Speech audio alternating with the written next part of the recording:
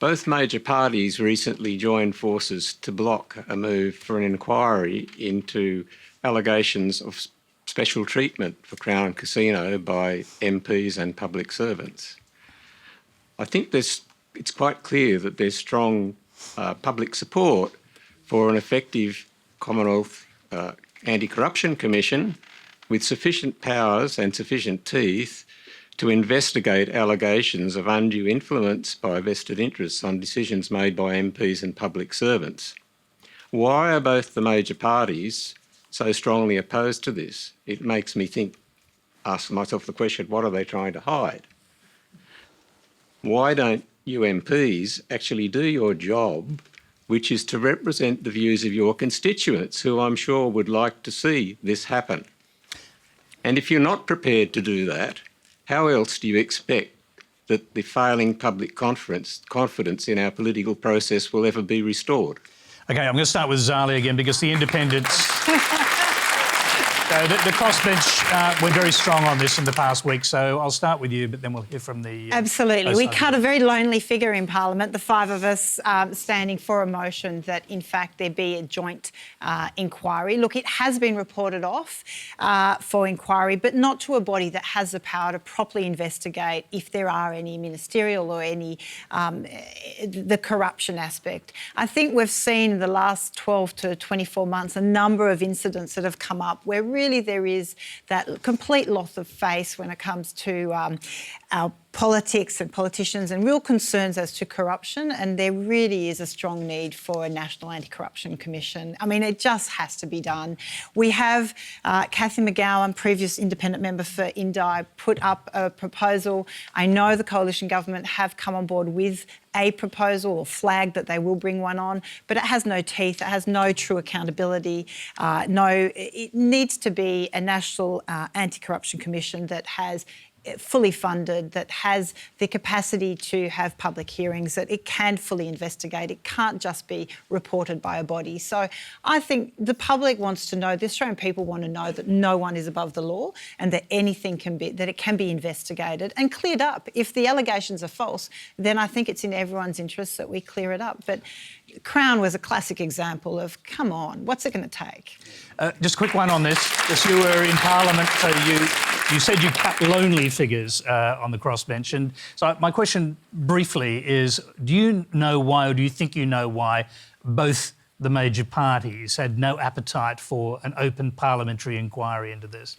Well, we've had both sides of politics in government. We had 6 years of Labor. We're now on a third term of coalition, and no one comes forward with a decent anti-corruption commission. So the real question is, do you think it's specifically about Crown in this case? Crown, well, look, gambling lobby is pretty powerful. I know both major parties accept political donations from Crown and gambling. So there is a real question of why not. Okay. And I certainly don't want to cast aspersions, but if you're not prepared to have it investigated, why not?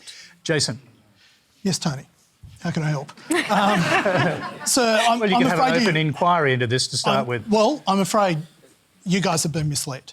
The government has referred this to the Australian Law Commission for enforcement integrity. It has powers that a parliamentary committee could never have, and it will investigate these allegations quite clearly with the powers that it possesses, and members of parliament will be subject to that investigation if those allegations are proven to be upheld. In terms of the government is designing the Commonwealth Integrity Commission. It will have a budget of $107 million. It will look at many of the things that you're talking about, and it will have teeth. We have seen during the week people make claims about members of parliament being corrupt, but when asked to actually give specifics of that allegation, they're not willing to do so. The biggest thing undermining our politics at the moment is irresponsible allegations without actual proof. And I would say we're sitting in the state of New South Wales at the moment. We have seen the New South Wales Independent Commission Against Corruption essentially become a kangaroo court with show trials. And innocent people, hundreds of innocent people, have had their lives destroyed because this commission went for headlines instead of trying to root out corruption. But that's rubbish. The model that's been proposed is on the basis of an analysis of all the commissions that are around all the states of Australia. It's not just about what's happened in New South Wales. We have had very good operating bodies in other states, and the proposal from an anti-corruption point of view is actually taking the best of all of our systems, not just New South Wales ICAC. Sorry, I'm going to go to Katie Gallagher. It does seem to be people probably getting a glimpse as to how you won that election. Katie. Well, Labor does support an anti-corruption commission or a body of that type. We went to the election with that policy.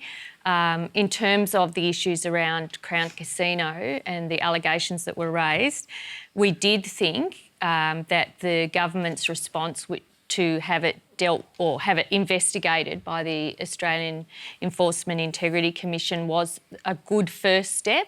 We have left open, based on what that investigation finds, any further action that needs to be done. And indeed, the Senate actually passed a motion, I think on Thursday, to require the Leader of the government in the Senate to come into the Senate on the next sitting day and explain what the Prime Minister has done in relation to investigating any concerns that have been made about ministers or MPs. No one's been named, as Jason says. There's just been allegations there, but we do want to know whether the Prime Minister has followed this up and what investigations he's asked his department to undertake, whether it's speaking with the people that have made the allegations and come back to the Parliament. So, why didn't you support, just out of interest, Labor support a parliamentary joint committee, which was the inquiry, which was what the crossbench were after? They said they felt lonely. Labor clearly wasn't going to join them. Well, look, I'm in the Senate, so I missed all the excitement in the House. Everyone says the House is the exciting place to be. I presume you talk to your colleagues. I do talk to them from time to time. My understanding was, and again, not being there, was that the formation of the committee was not representative of the Parliament. We have 68 members in the House of Reps. There's 6 crossbenchers. There was an overrepresentation of them on the committee. And look, to be honest, if everyone's seen how parliamentary committees work, they don't necessarily have the powers or the independence that the body that the government has referred it off to has.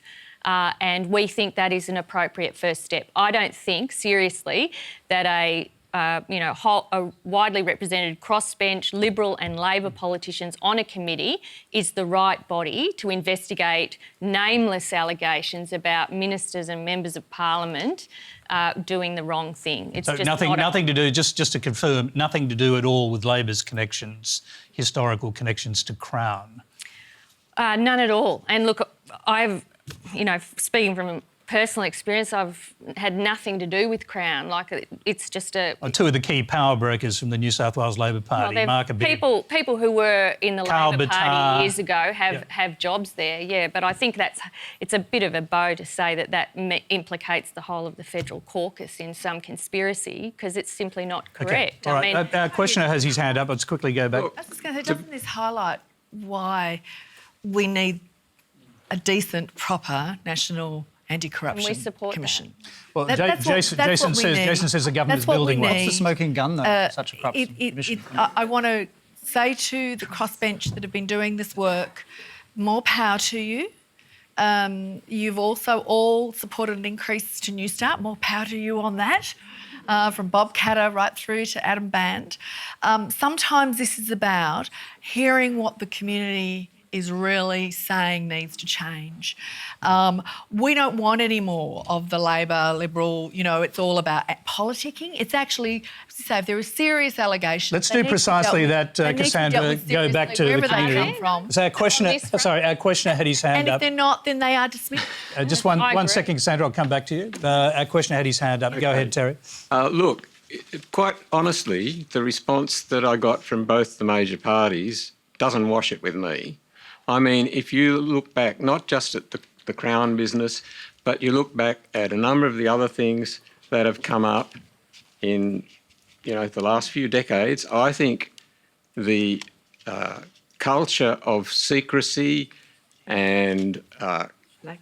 lack of transparency in politics in this country has been deteriorating for probably at least 20 years. Yeah. And it's got to the point where there are so many transactions that I can run off in the last 12 months that, just to use a phrase that politicians often use, don't pass the pub test, right? I mean, you look at some of the water buybacks, for example. And the grasslands. And you look at the grasslands. I mean, Okay, I can go on, but anyway. Well, you could, because you've got a team effort down there, but, which is great. But we're going to throw it back. She's my political advisor. That's fantastic. But, so, look... Quickly round up your point. And I we'll will go back round to up my point by saying what all these answers have convinced me, that if we want to see more accountability and transparent in politics, what we need is more independence in Parliament and less party people.